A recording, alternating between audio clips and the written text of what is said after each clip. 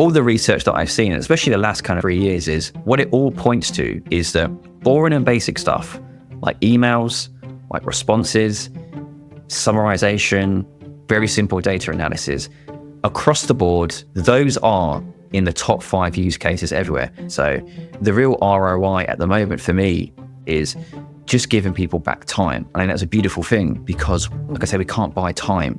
Time is finite. That's kind of the big promise of AI. You're listening to How to Make a Leader, a leadership development podcast from Big Think Plus, where we take the best ideas from the biggest minds in learning and development and distill them into actionable insights. I'm your host, Hannah Beaver. Today we're talking about AI, and specifically how to use AI in the context of learning. Now, I'm pretty sure this is not the first podcast episode you will have listened to on this topic, but I'm confident that you'll want to listen to this one.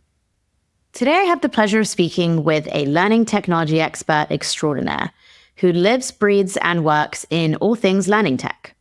If there's a tool out there in the market that you're curious about, then chances are he's likely tried it. Ross Stevenson has spent nearly 2 decades in the L&D learning technology space, working for corporations such as Trainline and Tesco, and currently as the Chief Learning Strategist with Steal These Thoughts, his company where he advises L&D teams on how to improve their performance with technology and AI. I'm a big fan of his newsletter, which is packed full of insights on the latest and greatest in learning tech and tools, and also plenty of memes. In today's conversation, Ross will share his thoughts on the best ways to be thinking about and using AI tools in the context of learning. He'll be sharing some tips on the best ways to use ChatGPT, as well as some of his favorite tools in this space right now. Let's get straight into it. Ross, so great to have you on the podcast today. You are somewhat of a learning technology wizard, so I would love to hear how you got here, and if you could walk us through, the last 10 or so years of your career.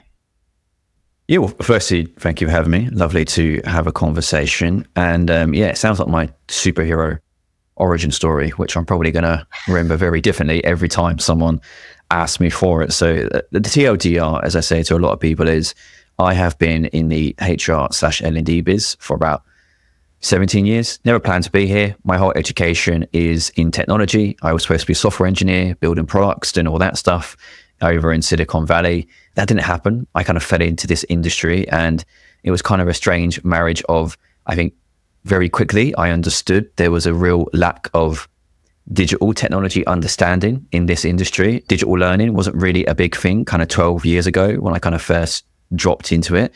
Now it has been all the range.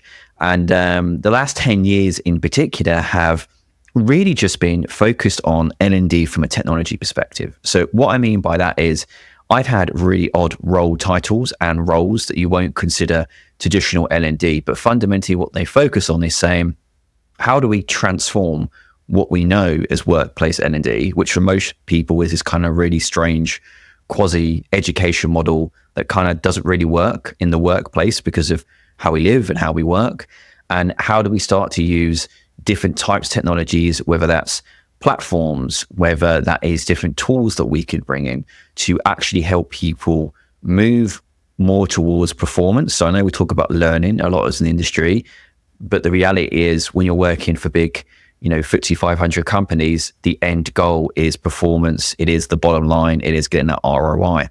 So a lot of my time was spent on building digital systems, building products that were able to let people get the knowledge they needed to perform. Nowadays, I'm on my own. So I'm solo. I do my own thing. I think the popular term is solo founder that I see on LinkedIn. So I have my own business. I do my own thing. Basically, what that means is, for those of you who may know already, I have a newsletter about learning tech that I've had for years that thankfully people subscribe to, they engage with, they pay me for, which is great. So in a weird way, it sounds odd for my job today, but it's fundamentally taking all those years of knowledge, helping people to understand how they can apply that. And then I also work with companies as well, specifically on, we've got tech, how do we acquire tech? What's the right tech? How do we use that intelligently? Obviously, intelligently being the key word there, because anyone can buy tech, but actually buying the right stuff and use it intelligently is the biggest thing. So I said TLDR, but that wasn't very much TLDR. But basically 10 years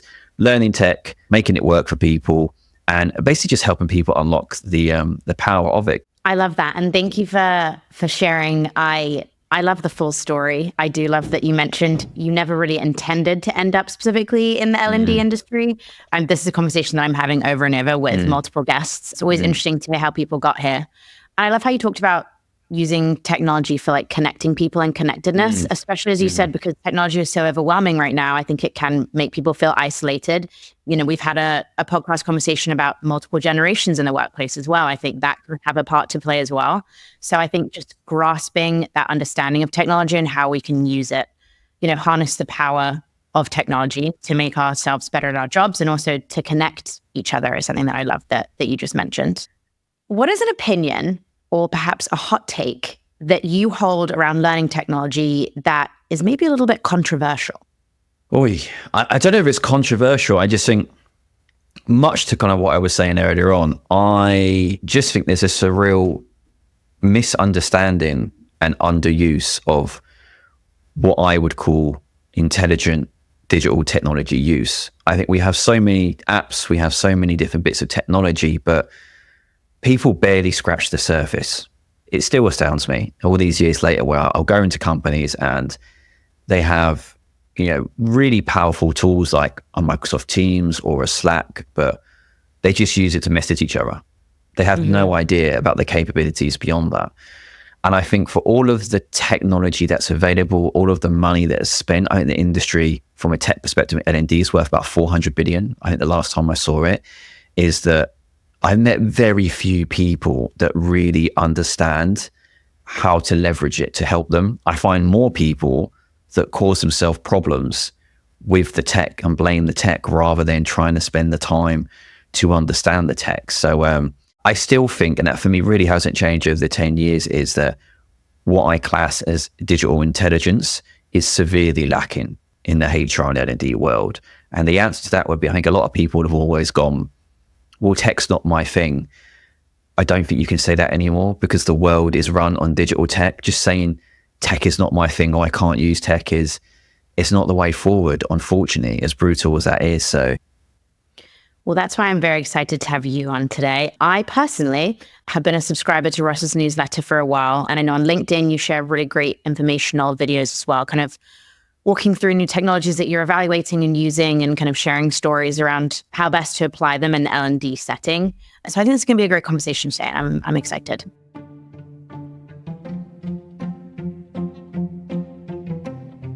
What is a common misconception about AI and L&D that you'd maybe like to clear up?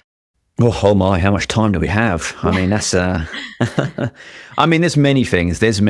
I mean, I really think we're in this, I don't know, Matrix-like environment at the moment where I feel like everyone and their dog is an AI strategist at the moment, like trying to give me some kind of expertise or something like that. I think the thing for me that really stands out is to kind of clear up is that it's much more than tools. I think people really get themselves lost in this, oh my God, it's like a million AI tools and I have to know how to use this, and this. And the center of it for me is really about, it's a new framework really for the kind of next stage of whatever you want to call this era, is that we've kind of had this one framework for the last, let's say 10, 15 years, which is Web 2, where you can read information, you can build your own information online. And then, you know, some super nerds won't call this Web 3, but if we class it as the kind of Web 3 version, is that now you're able to have context and have conversations with information and data. And I think in that there is a philosophy of actually understanding how does that stuff work and why is it useful. We're getting so excited about all of this stuff, but we don't really ask the questions of, well, what could be unintended consequences? Like, where could this go? What can we learn from other stuff? So I think the biggest misconception is it's just thinking it's tools. It's just thinking like, I'll go off and I'll learn how to use ChatGPT and I can use AI. It's mad, really, in my opinion. It's like the shiny new toy, you know, that's in the room at Christmas time and you just want to play with the shiny deployment, you're neglecting, the trampoline in your backyard that is, that you've used for years and works well. So with these new AI tools, and like you said, people are kind of seeing the tools, I've got to perfect these new tools, and then I'm good to go, and I'm going to be, advancing ahead of my career. What would you say is the biggest mindset shift that L&D pros should think about as they start integrating AI and new learning technology into their work? Yeah, I think the biggest mindset shift is more going to be around why we're using this stuff. Like anything in L&D, like in most industries, is kind of still being product minded and saying, what are the problems we're actually trying to solve? And, I make fun of this online a lot, and people who see my stuff will see that I probably share way too many memes poking fun at this, that I have conversation with companies there's too much of just chasing tools. It's just like, oh my God, I've seen this new tool and I'll use this other tool now. But there's so many companies that I work with that they just don't know the problems. They don't know the problems they're trying to fix. They've basically got a tool and they're trying to find a problem for it, which is the worst case scenario to be in. So the mindset shift for me is understanding that this whole AI era right now is actually more about behavior change. It's more around, I mentioned before, about the framework of, if we kind of imagine, we look at the last 20, 25 years, the way we've kind of looked at the world is through Google search. So it's become a verb, Google. We say we're going to Google it, we're going to find information, we're going to do that. And now in the last few years, we kind of moved to this framework of, oh my God, I'm going to converse with information now. I'm going to ask questions. We're going to have a natural conversation. That is a huge shift. And we're having it at work as well, where it's not just saying, I'm going to go off or build a course on my own or researchers on this own.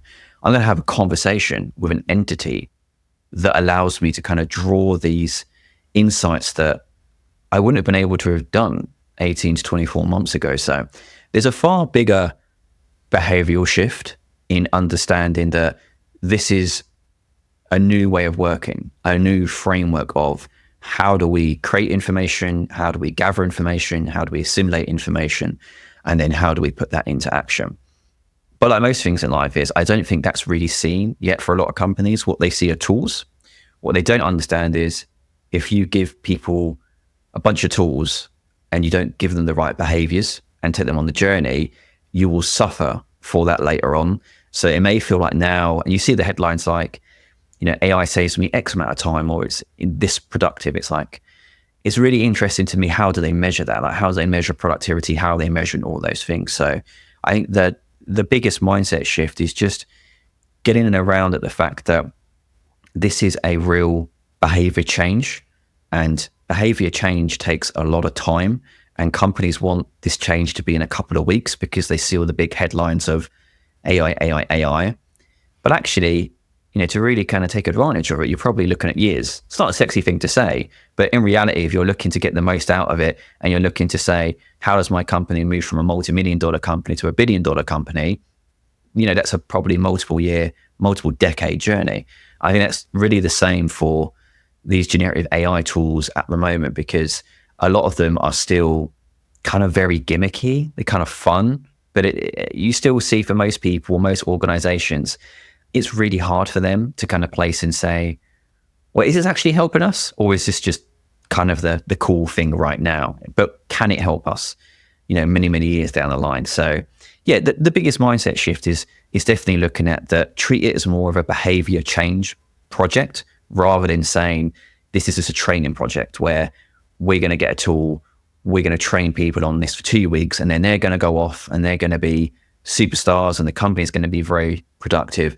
That's 100% not going to happen. And I think a lot of that is false flags. And I see data online already where I'll see people saying, yes, we've had 1,000 people use this tool. That's not really a metric that you want to invest in. The metric you want to invest in is saying, ChatGPT saved me $10 million in 2 years. Those are the kind of things you want to look at that we don't talk about. So yeah, I think in sum, look at it as a behavior and change project that you're part of, versus saying, we're just going to train people on a new tool, because they are new tools, but they're part of a newer technology that the world is now experiencing. So there's a difference there as opposed to what we're currently used to. I think it's interesting the point you make around it being kind of a longer term project and mindset shift. I think I'm guilty of the shiny new toy syndrome almost. I know when in our prior conversation, I had asked you and proposed a question today around the idea of give me a case study. Who's using AI tools? Who's doing it well? And you kind of responded to me that we don't really have that yet because it is such a work in progress. So I do think it's interesting that we have these new tools and we think that they're going to kind of work immediately. It's this silver bullet that fixes all and streamlines all processes and improves, the learning process. So I think I'm guilty of that mindset too. Yeah, and it's really hard, right? Because look, ROI is different for everyone in terms of their context. So, and I say this to people all the time, it's like for some companies, having a tool that helps people craft better emails could be hugely beneficial for them, or helps them craft better copy in what they're working on as a marketing team, be hugely beneficial for them. But that same context, based on a company of 10,000 people that's FTSE 500 that works in the financial industry, that's not going to help them. So their use case and their context and their ROI is different. So the thing I look for, particularly in case studies, is saying it's looking at something incredibly specific that's had that marginal gain. And I think you'll find lots of stuff at the moment, especially in the L&D space, where it's like content. And there's little things where it's like, review my content and do this. They're great, contextually for that. But I mean, when we talk about case studies, it's kind of like I'm looking at like a huge company that's kind of done the last 5 years. We looked at this and these are the things that we've improved. And this is how tangible AI was in there. From what I see in my own research, I don't think there is anything that I would look at and say is kind of like high level right now. But then again, I don't expect that because the technology is so new. It's kind of one of those things where people hate when I say it. It's like, yeah, well, come and talk in 10 years time. A lot of technologies now we can talk about at this moment because they've been around for so long and we can see the success. Like, you only got to look at streaming. Like everyone laughed at streaming when it first came out. Like everyone was like, oh, Netflix, who? Like, who are these people? They're not going to do this. And now it's the biggest thing, but you can't see that at the time. It kind of takes all that time to say, oh my God, this works. And it works really well. And these are the case studies to say that, but it's really all based on people's point of view. Your context is, again, very personal in how does this help you? And I know people that feel like they have been transformed in some ways from using these tools, which is great, but it's like I say, it's very personal on that, as opposed to I have my business hat on and I think about ROI and performance increases in terms of actual monetary gain. Curious if from people that you've worked with, if you do have any anecdotal stories or just examples of how a client or a company you've worked with has used an AI tool effectively, and maybe, we're not seeing the ROI yet, but what are some of the positive impacts that you've seen, or an example of how that's really been put in practice? Yeah, I suppose there's a couple. I mean, some of them are very, what I call boring and basic. However, I think boring and basic is probably very hot and very sexy right now because let's be frank, we'd rather AI do the stuff we don't really want to do and to allow us to do the exciting stuff rather than, of whatever reason, people seem to want AI to do the exciting stuff, like the writing and the building, and then what gets left for us. Whereas I'm more like, no, get it to automate, responses for lead generation, or get it to look at how is it going to improve your process in creating user stories as a product team or a tech team or answering support queries. Get it to do those things so then you can go off and do those other components. So in terms of specifics, I think this one, and I can't name the client, but we're just talking about there. So working with their product team to look at, and like most product teams, I think product people are listening between product and tech teams. You're always creating these user stories where it's basically like your fictional users and how they use the product and what they want to do. Now, for these product teams, they can build hundreds of these, especially if they're a huge organization with huge products. And that can be incredibly time consuming to do. And you've got to take a bunch of notes from interviews and whatnot and structure them and turn them into this. For me, that is something that's kind of pretty ripe for these generative AI tools at the moment because it's one specific task. You could template that and you could just basically say, here's a template of what good looks like. And then what we're going to do is basically give you all our notes. This is what good looks like. This is the template. Create this for us. And then you can create these user stories, which sounds really small, but in that circumstance, that team was able to save like 8 hours over the course of a week as a team. So it doesn't sound huge, but for them, that's like, wow, time is money. You can get more money. You can't buy more time. Another one with a different tech team where looking at ticketing support. So most companies have a ticketing support system where a user will raise a ticket to say, oh, I'm locked out of my laptop, or I can't use the printer on site. And usually there's like a system somewhere that kind of helps filter that. It gets scheduled over to an engineer. You've got to wait to the engineer to come back. But you can put a first layer of an AI assistant in there that basically just says, well, am I able to deal with this query based on a knowledge base? What I've discovered, which is quite interesting, is that most of the time, a lot of the queries that come into these people can be solved by the user. They're really simple things like password reset, about using a certain application or requesting a tool. I think in one case, there was like something like 65% of requests could have just been answered by the user. It was just them being lazy and not looking for the information. Have you restarted your computer? I know that's exactly. Have you pressed restart? Have you pressed the on and off button? 100%. Yeah. So I think time is a very interesting metric in all of this stuff, because people look for like the real grandiose use cases. Like they want to see, one person businesses and all this rubbish and AI running everything. I'm not really impressed by that. I'm more impressed by, well, we're already overloaded. How do we kind of help us take some of the stuff away that's so repetitive, really kind of bogs us down and allow us to do the human stuff? Companies I worked with where we've looked at doing stuff for performance reviews and performance reviews bots that helps coach managers and gives them resources to help prepare them for performance reviews, and then helps them, hopefully anyway, give a better quality performance review experience. Same with onboarding as well. So onboarding at a lot of companies can be really choppy, but for small companies, it kind of really struggle because there's usually not a lot of resource to focus on onboarding. But you can introduce kind of AI-enabled components like an AI buddy that basically helps new starters and managers alongside those processes in terms of getting them the right information at the right time, getting questions, answering quick things, just a real low-hanging fruit. I think one more bigger one, and it's not one of mine, it's a public one from an Australian mining company called BHP Mining, where I was reading something one of their team put out about, they were looking at their leadership framework, and this a couple of years ago, and they were basically saying, they pay McKinsey, it was like 1.6 million Aussie dollars to come and do a leadership framework for them.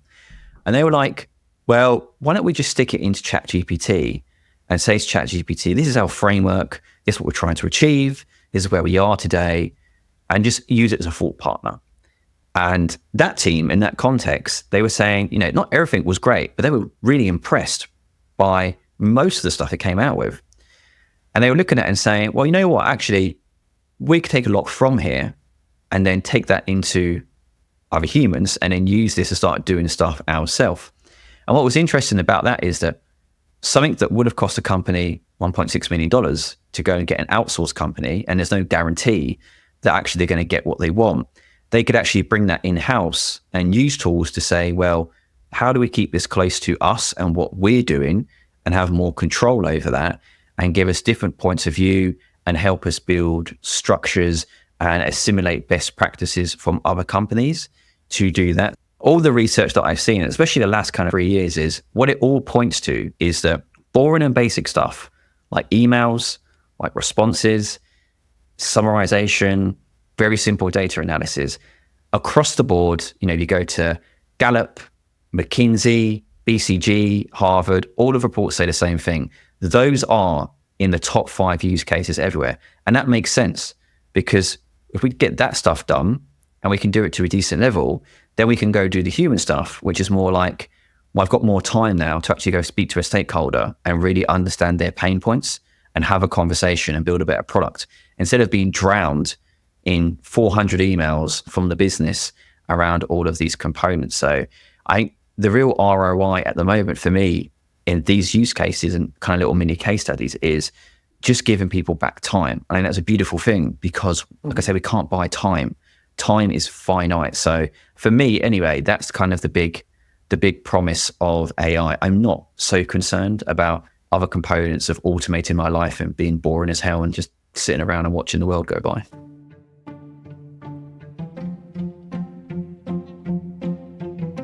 ChatGPT. We've already referenced it a couple of times that we definitely cannot have this conversation without digging a little bit deeper into ChatGPT. It's a tool that everyone has access to and everyone has used, I'm sure, in some element in both their professional and working life. Yeah. So, question for you to get a little bit more into the nitty gritty. How should L&D pros be using ChatGPT effectively? And what is some of your guidance on best tips and tricks to effectively prompt ChatGPT? And my first controversial point would be, do you need to use ChatGPT? I would say before any tool, go figure out your problem. So I have to say that in doing what I do, like define your problem and then figure out if AI is a tool that can help you with that. If you do decide that and you go down that road and it is ChatGPT. So I think this is from an L&D perspective. What's really obvious is content creation is the hot, sexy thing for people in L&D with any of these tools. For me, there's kind of like 2% of its power. And unless you really understand how to prompt it and you've really got kind of a clear mind of what you want to achieve, what success looks like, you're not going to get a good result. And I think we've all seen stuff online where people are like, I can create a course in 2 minutes and blah, blah, blah. I'm like, yeah, but let's be honest, 99.5% of them are utter crap because no one puts any thinking into that. So my first thing would be just kind of move away from content creation a little bit. And then I would look at other components of, so in my own practice, what I found very beneficial is how do I use it as a thought partner or a critical thinking partner? So what I mean by that is, I write a lot. I look at a newsletter as a product. I build a product every week that goes out to like 4,500, 5,000 people. I spend 20 hours on it a week. I am lost in my own mind half the time. So to get a critical view from something else that is not me or a devil's advocate or to challenge my ideas or just say, are these 3,000 words just a bunch of rubbish that I've done by drinking too much tea? Or is there something in there that's going to help someone? Yeah. Like that is profoundly helpful. And I look at that for many different types of work. So companies that I've worked with where people in sales teams, as an example, when they're responding to proposals and I'm saying, well, if you're not too sure how to respond to an email, drop it into ChatGPT and basically, look, I've got this email. Here's a scenario. Here's what I think. Give me a devil's advocate. What are the unintended consequences if I say X? What am I missing here? So this is beyond using this tool for creation. It's all about challenging you. It's a hit and miss sometimes, I must say. Sometimes you'll look at it and it's just like, oh God, that's rubbish. But sometimes if you structure what you're saying, I think that's the real key thing here. You still need to have really good clarity of thought and structure your writing. You can call it a design partner as an L&D and say, I'm building this workshop or I'm working on this program. Here's what I'm considering doing. What else could I consider? These are the challenges or these are the pain points. There's a lot of use in there for me with that. And I think for me personally, I use it a lot for that, just as a sounding board. The other two I would say is research system. So I say ChatGPT / Perplexity for this. I think Perplexity is probably better than ChatGPT in that domain. And research as in, so there's twofold. So there's a very simple stuff of, here's a PDF report, summarize that for me. That's cool. But I think the other end of it is that, let's say I do a lot of work when I'm doing keynote speeches, I'm basically given a thesis on a topic. And what I want to understand is what the pros and cons of that thesis. So what already exists in the world to do that. And I think as a research assistant, again, I found these tools really, really useful. So when I'm kind of giving these keynotes, that I'm going to have a balanced view of where I have my own biases and where's the stuff that kind of makes sense and data agrees with, or, what am I dubiously speculating on and don't have data kind of to actually back up with. And using it as a research assistant to compile that is, again, I'm just amazed by that consistently in terms of speed, quality, structure, and actually how that helps me build better products in what I'm doing. And then the final one would be around data analysis. Like most people that operate in their own businesses, I have loads of data touch points, whether that's from financials, engagement, all of these kind of different things.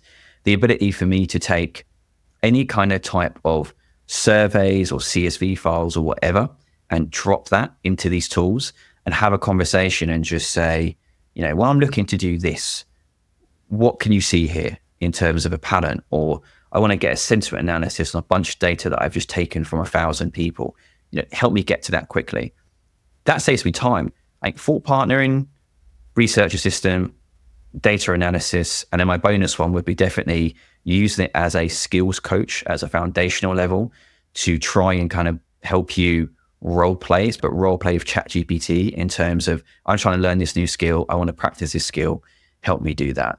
I really like the multiple personas that you presented there for ChatGPT, moving away from content creation, but a thought partner, a research assistant, a data analyst, just like an interesting way of thinking about it. So thank you for sharing.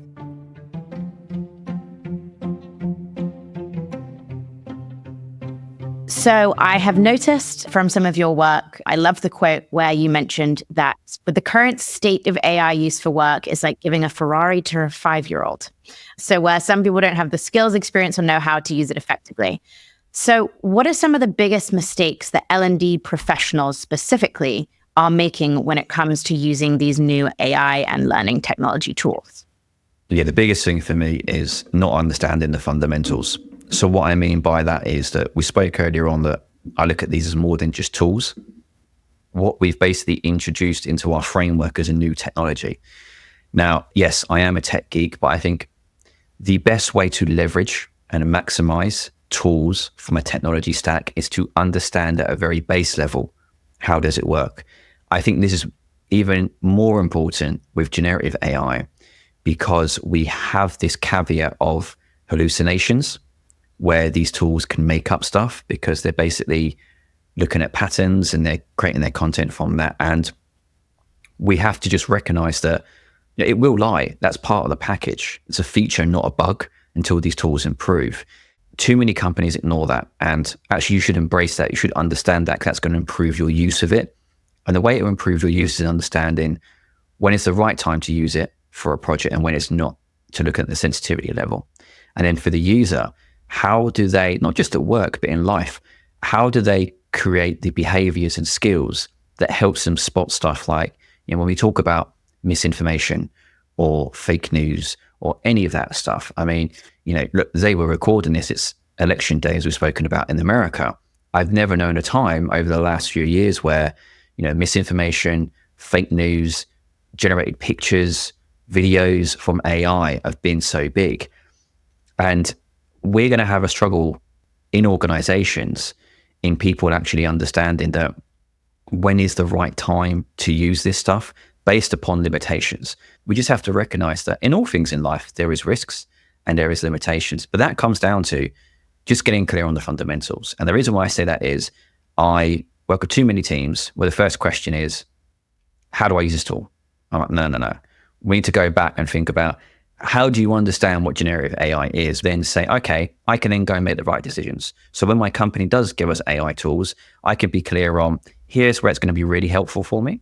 Here's where it could be harmful. But here is how, as an L&D pro, can make smart decisions on outputs. How do I evaluate them? How do I challenge them? How do I have watch outs for? And I don't think that's a big task. Like the fundamentals of that, I'm literally talking about, you could go and watch a half-hour YouTube video and you're sorted as a beginner, as an everyday human with this stuff. But my personal opinion is that will 10x your output with performance in these tools. And I see too many people making mistakes because they don't have that knowledge. So they'll make mistakes in the potential of the tools. They'll make mistakes in how they're deploying tools. And I think in the L&D and HR arena, we deal with too much sensitive topics for that to happen. We really need to have people who have a clearer understanding on, it might be great to build a conversational bot, but actually, is that going to be the right thing for us to do? Is that going to help us deliver on what we want to do? Or are there going to be risks there that we can't take on due to the sensitivity of that information? So for me, it's really just getting those fundamentals. If you can get the fundamentals, it will help you out so much.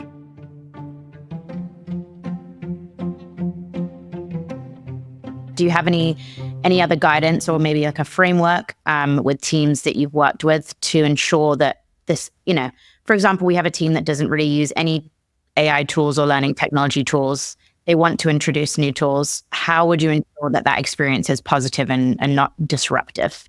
So my view would be, it's really wider than the L&D teams. And I think this is probably, and people that listen to this probably experience this all the time, where very usually, and I see this for the last 20 years, is that you're at a company, something new happens, a new bit of tech happens, and the company just decides that the L&D team needs to make everyone use it, and that the L&D team on its own is going to change all of these pre-built behaviors. They're going to change the culture, and they're going to embed this tool, and everything's going to happen. Unfortunately, the reality is that's not true. It's a whole organizational effort. And what happens is that to get the right new behaviors, you need to have that right environment for it. And L&D plays a part. Obviously, they are a mechanism in delivering to people and helping people with that. But going back to our earlier point, there is a huge behavioral and mindset shift in this technology and these tools. So my advice would, I suppose, actually be twofold. It would be looking at you getting clear on the fundamentals, but also making sure you're connected with the wider organization in how are we as an organization approaching this as a change project, so together we can make this successful. Because my hot take would really be, you're not going to be successful as N&D on your own. Like just going out there, whatever you want to do, putting out a bunch of training programs or upskilling programs on this one tool, it's not going to make people as confident or as competent as you might think it will with you alone. But you, in conjunction with senior leaders, with tech teams, with all the different teams that are part of that environment that you're trying to change, can definitely make a difference. But I think L&D as the mechanism alone, it's really difficult. And it's really difficult because outside of this conversation, but most companies look at L&D teams as a nice to have, rather than like a legit serious function that contributes to business change in that. So we're also dealing with that in terms of huge transformational technology being delivered by a space in a company that people don't really give the credit that the industry believes it should do, and then wanting that change to happen and I always say, senior execs always want you to do stuff in a week that needs a year to actually happen. So it's really difficult for that. So yes, you can help yourself get clear on the fundamentals, but like any good L&D team, in my opinion, should do is about how do you connect with other parts of your organization? How do you build relationships? So when you do go do this, adoption program with training or whatnot with that one team who doesn't really seem open to it, it doesn't just end there. If you just go and do, okay, we're going to do a half-day tool training, that's not really going to change anything. Like some people might go, oh, there's some nice ideas, but very few people act upon what they actually experience in those sessions. So how do you make sure that that actually is embedded by working with these people and looking at this whole thing as more of a change transformation program, which for a lot of companies, especially big companies, change and transformation programs are 3 to 5 years. And I honestly appreciate that is really, really difficult. That is not going to be an easy ask, but my whole kind of focus, this message is that don't feel like in L&D, it lives and dies around AI adoption being successful because of you, because it really doesn't. It's also down to many other people in the organization being part of that process. And what I would say is the companies that do well with this stuff are that they adopt it all across the field. So one example of that would be, and you can find it online on OpenAI's website, is they did a case study with Moderna, who obviously were one of the organizations that worked on the COVID vaccine. And they had ChatGPT for a year, but they got the whole company involved in terms of behavior change, in terms of training, in terms of embedding that. Everyone was bought into it, and they've had the success that they've shown in that customer story because everyone was part of that journey. It wasn't just OpenAI worked with the L&D team to try and convince the rest of the business to do it. The rest of the business was on board and doing that. So I would certainly say, look, in L&D, what we're responsible for is, of course, helping people improve their skills, improve performance. You're not going to be the singular agent of change in terms of bringing people into, the AI world. And I think if you go down that route, you're not going to have a lot of success. I think focus on the things that you do really well, partner with other people to strengthen those areas where you can say, how can we help people adopt this? I think that goes really nicely with your thesis that the future is human powered and not AI first. So on that topic, would love to hear, What are the top 3 human skills that you think are essential to develop in such an AI-forward workplace? Yes, the main things for me, and some of these will cross over. So you're going to have critical thinking for one. The biggest thing for me is, and I disagree with a lot of the stuff online that I see about this AI first mentality and getting AI to do this. Don't outsource your thinking. Thinking makes you human. Like it is your tool that's incredibly powerful. So critical thinking is 100% there.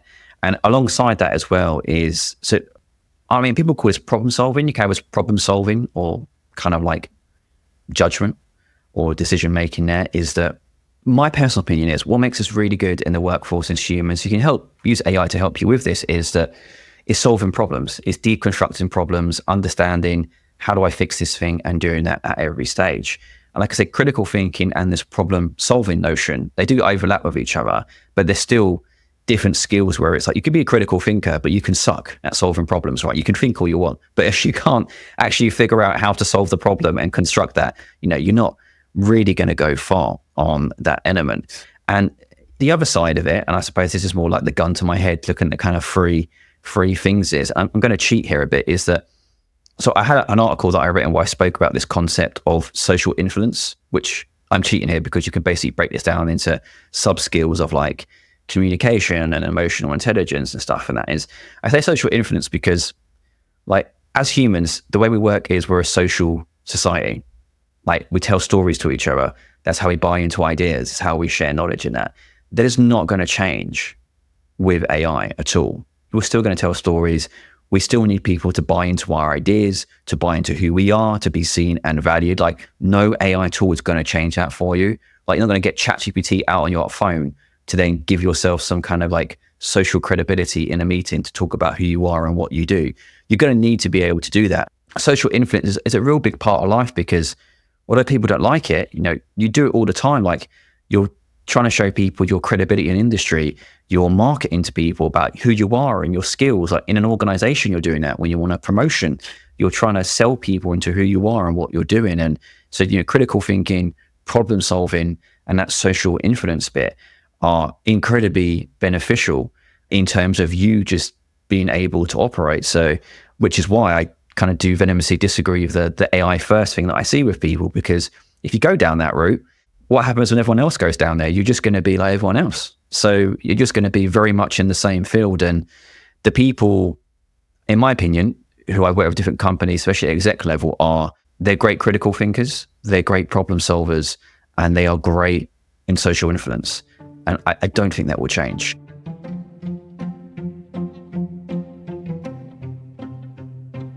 This may be a difficult question because I know you are evaluating and looking at learning technologies all day, every day. You had to pick a top 3 favorite learning technology tools right now. What would they be? So I should preface that I think any technology can be a learning technology. So I don't look at these specifically in the industry. I cannot not say ChatGPT. I just think, it's good timing for OpenAI, but they were really the ones that kind of, however you want to look to it, got to market first.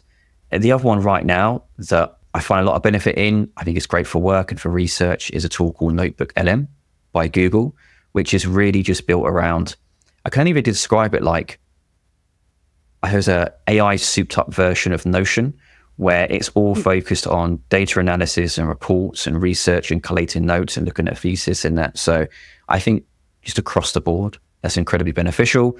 Obviously, Google was huge. They got trillions of dollars. They're going to keep building those things. So that's a pretty safe bet in what I look at as a great product versus just a feature. And I think there's a lot of AI tools out there that are features. I think more from the workplace learning space, if you want to, get specific, I suppose a company that I talk to a lot is Sana. So Sana's a Swedish organization. They're in the learning tech space, but they're in the AI space as well. So they've also got their own LLM too, and they've got Sana AI. And I think they are on my radar anyway. They're one of the first companies that's really come to market in that space to say, how do we do all this stuff? But how do we do it specifically for work? So it's secure. So how do we create assistance? How do we create workflows? How to make it really simple for people to use this at work? Because the two I mentioned previously, there's always the callback to, oh, but it's going to steal our data. Oh, it's not restricted.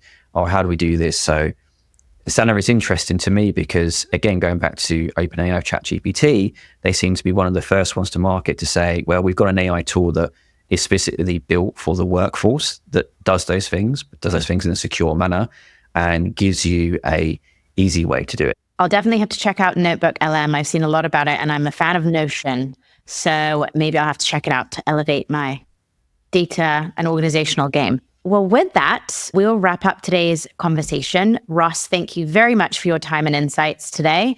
I'm sure our listeners will learn a lot, and just always fascinating to talk to someone who's so deeply entrenched and aware of all goings on around learning and technology. So we really appreciate your insights today. Well, great. Well, thank you for having me. It's lovely to chat to you. For more from Ross Stevenson, check out his newsletter and website, Steal These Thoughts, as well as his LinkedIn, which we'll put in the show notes. For more from How to Make a Leader, make sure you subscribe so you never miss an episode.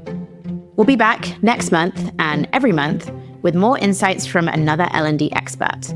Thanks for listening, and we'll catch you next time as we learn how to make a leader.